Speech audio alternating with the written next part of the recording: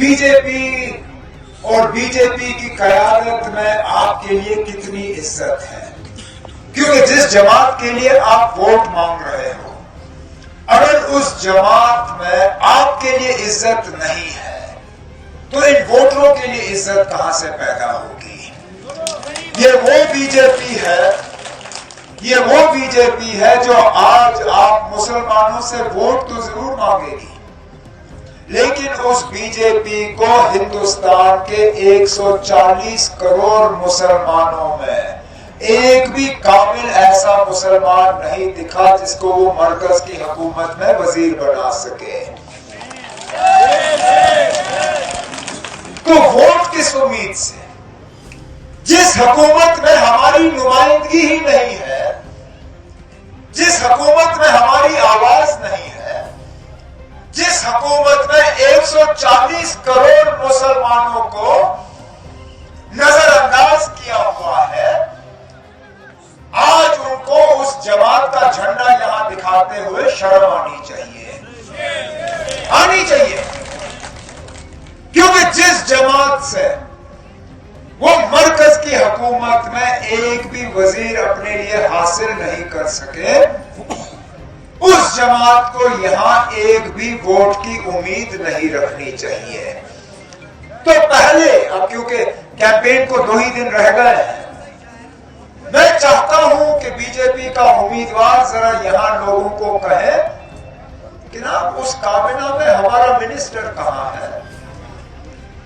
یہ پہلی مرتبہ ہے آزادی کے بعد کہ دلی میں کوئی ایسی حکومت ہو مرکز کی جس میں مسلمان کو جگہ ہی نہیں ملی۔ پھر وہ تنظیمیں ہیں جو ان فرقہ پرست طاقتوں کی مدد کرنے کے لیے میدان میں اتر آئے ہیں، ان میں وہ آزاد امیدوار بھی ہیں جو آپ کے ووٹوں کو تقسیم کرنے پہ لگے ہوئے ہیں۔ ووٹ اگر مانگے تو ایک ہی نعرے پہ مانگے، صرف اور صرف بی جے پی کو روکنے کے لیے اس نے ووٹ مانگے۔ 28 سیٹیں ملی اس وقت پی ڈی پی کو، اور وہ 28 کی 28 سیٹیں مفتی محمد سید صاحب نے بی جے پی کی گود میں ڈال کے رکھ دی ہے، اس بات کے باوجود کہ اس وقت دوستی کا ہاتھ نیشنل کانفرنس اور کانگریس نے بڑھایا تھا۔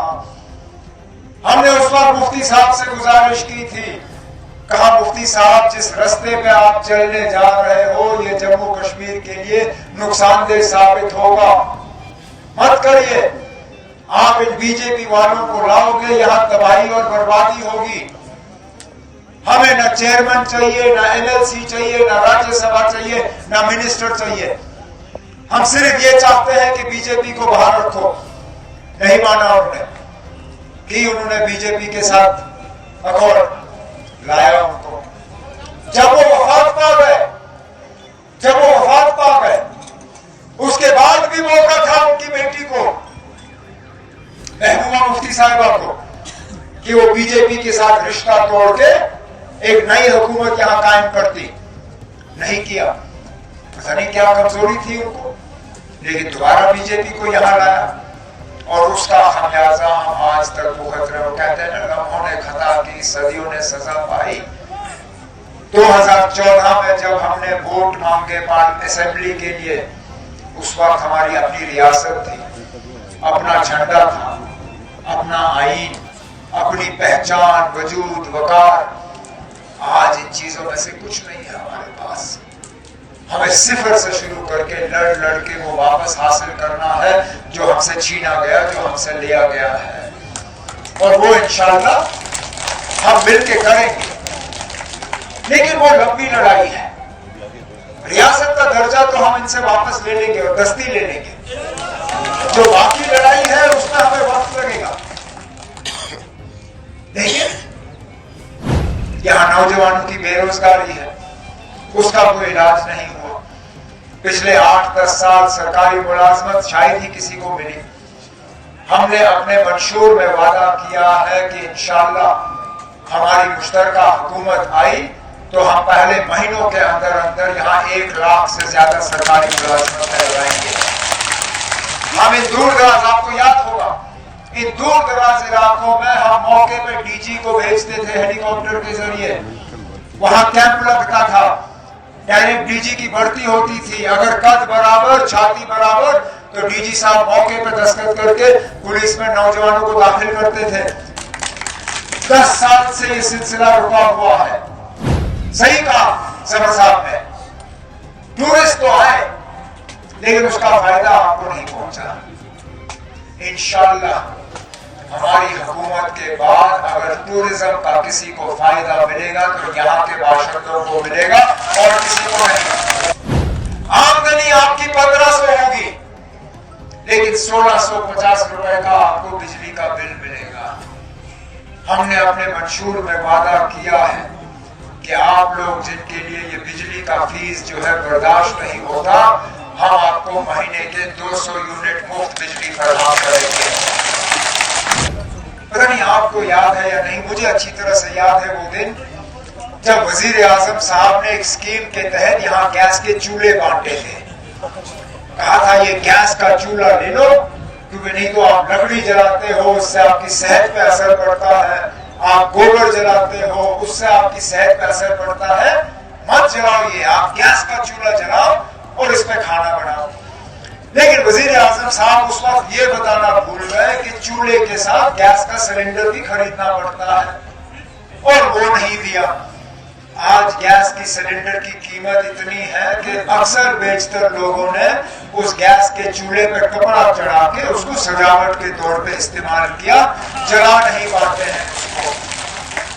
ہم نے اپنے منشور میں اپنی ماؤں بہنوں سے وعدہ کیا ہے کہ جن گھروں میں اس گیس چولہے کو جلانے کی طاقت نہیں ہے، انشاءاللہ ہم ان کو سال میں 12 مفت گیس کے سلنڈر فراہم کریں گے۔ لیکن اس چولہے کا کیا فائدہ نا جس پہ پکانے کے لیے کچھ نہ ہو۔ اور ان لوگوں نے ہمارے راشن کا کیا حال کیا وہ ہمارے سامنے ہے۔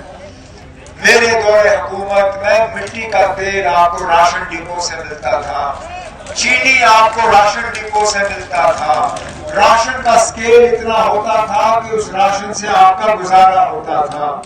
آج نہ آپ کو چینی ملتی ہے، نہ مٹی کا تیل ملتا ہے، اور راشن کا سکیل 5 کلو پہ اتار کے انہوں نے ہمیں فاقہ کشی کے چیز پہ لایا ہوا ہے۔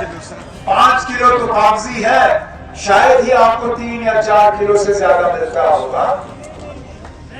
ہم نے اپنے منشور میں آپ سے وعدہ کیا ہے کہ انشاءاللہ نیشنل کانفرنس کانگریس کی حکومت بنی، ہم راشن ڈپو کے ذریعے دوبارہ آپ کو مٹی کا تیل اور چینی فراہم کریں گے اور راشن کے سکیل کو بھی بڑھائیں گے۔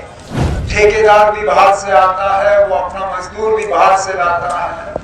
ایک وقت ایسا تھا ہم ایک ٹرک ریت جو ہے 5 یا 6 ہزار روپے میں خریدتے تھے، آج 15 سے 16 ہزار روپے ایک ٹرک ریت کی قیمت ہو گئی ہے، کیونکہ ٹھیکیدار نے باہر سے لائے۔